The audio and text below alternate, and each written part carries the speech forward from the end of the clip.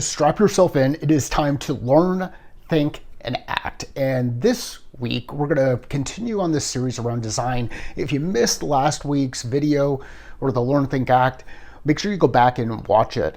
It was around how do we design for success. This week, we're going to talk about designing for success in the context of internal customers. Now, what's an internal customer? An internal customer is anybody that works inside your organization. They could be a new hire that you brought in. It could be someone you work with in another department inside the company that you're a part of. It could be somebody who is part of your team.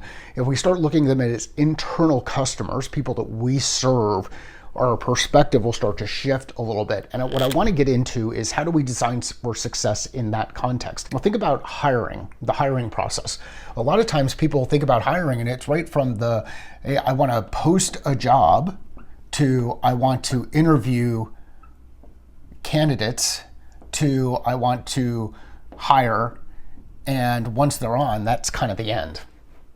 That's not success. You might get people in the building, but that's not really success, at least not from my perspective. Success is helping people achieve the thing they want to achieve, helping people accomplish the goal they want to accomplish, helping people do things beyond what they maybe even thought were possible. So what happens if we actually change this and start thinking about the three phases as kind of, or the phases as onboarding? So we have onboarding, maybe we have everboarding, we have this piece, this stuff that we were talking about, kind of like right in here.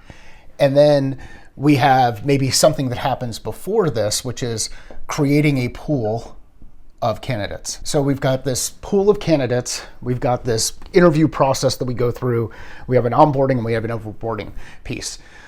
So how do we create success inside each of those individual areas? Well, think about that game of life example that you've seen before when you start thinking about designing process in the context of board games. So in the game of life, people never really go backward. They might meander. And this is one of those things that a lot of people will get hung up on. They might meander, meaning the road is going to kind of work its way back through. There'll be obstacles that they kind of go through and things that they get to before they get to the top of the mountain or they get to the end of the game. So we have gates here that we're going to lay out that everybody needs to get through. Well, when we think about those gates, there's certain things that happen inside each of the individual gates that increase the likelihood that they'll make it to the next one. We have, let's call this A, B, C, and maybe D as far as those gates. Well, what does success look like inside here? What are the things that we need to accomplish? What are the specific problems we need to solve for? Maybe 1, 2, 3, 4, and 5 as far as waypoints. When we break things down into smaller pieces, it becomes more simple to solve for. The work becomes clear. We can design for next logical steps and start taking them. So when we design for internal customer experience, building out our team, if we want to increase the likelihood of success, drive engagement across the business, help people get into the right places inside the business, then let's lay out a career plan, lay out a career path. Now things change. And I'll give you a really good example of things changing. If you brought somebody on 3 years ago, do you think they were thinking about how AI might disrupt their work role, their job, the way that they interact with their customers? Probably not. If you bring on somebody inside your organization today, should they be thinking about it? Probably so. So things will change over time. So it's really hard to be able to say, hey, look, I'm going to go ahead and build out this 3-year or 5-year plan for people. So let's break it down into smaller pieces. What's our plan in maybe instead of this onboarding and everboarding thing, maybe we change some of the variables and say 30, 60, 90 days, short-term, medium-term, long-term planning. How do we design for the things that need to happen here in this next 30-day period or this next 60-day period or next 90-day period and break those down into smaller sprints? So from a design for success perspective, specifically when thinking about internal customers, what I want you to think about is what's the end look like?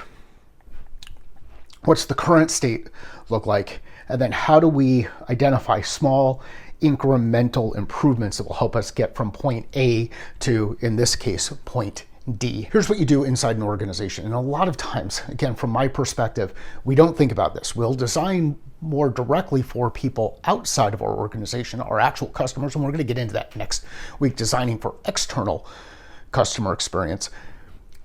We don't think about what we need to lay out and put in place to help people be as successful as they can be. We spend a lot of time, energy, and resources on posting jobs, then interviewing, and then hiring. We don't think about how do we build this pool of candidates and have them drop in to the organization at the right time, right place. Here's the people that I would suggest that you work with in order to help create this. Work with the leaders inside the organization. Get an understanding of like what good looks like inside each of the individual segments of the team. Work with the individuals who are doing the work today. Work with them around what does good look like relative to the things that they're working on as a team. And then work with the people that they interact with in other members of the team and ask them, what does good look like? The reason we want to focus on what good looks like is we're building towards success. Now, the other question I want you to ask in this context is, what does bad look like? Where do things fail? Where do things start to miss? When you understand what bad looks like and what good looks like, you can help reduce risk inside your business as you build this out, and you can increase the likelihood of success all through design. We can design for internal customer success by understanding where we are, where we want to go, breaking things up into smaller pieces, and then solving for the challenges inside the individual gates. I hope that this is helpful. I would love to hear how you're applying this inside your organization.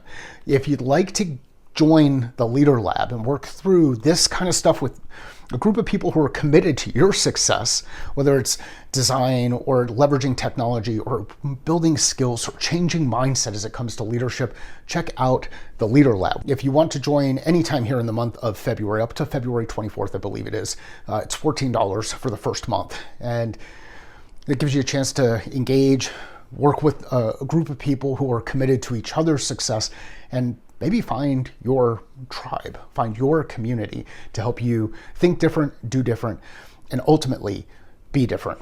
And I believe that we can do that in the context of design when we design for specific outcomes. Apply the same design principles that we talked about last week to internal customers. Make sure that we're asking questions, we're reducing blind spots by talking with others, not failing alone, and you will create the opportunity for an awesome internal customer experience and help your team be more successful in the way that they interact with each other, the way that they feel valued inside your business, the way that you lay out specific stepping stones for everybody to improve. Design for customer experience.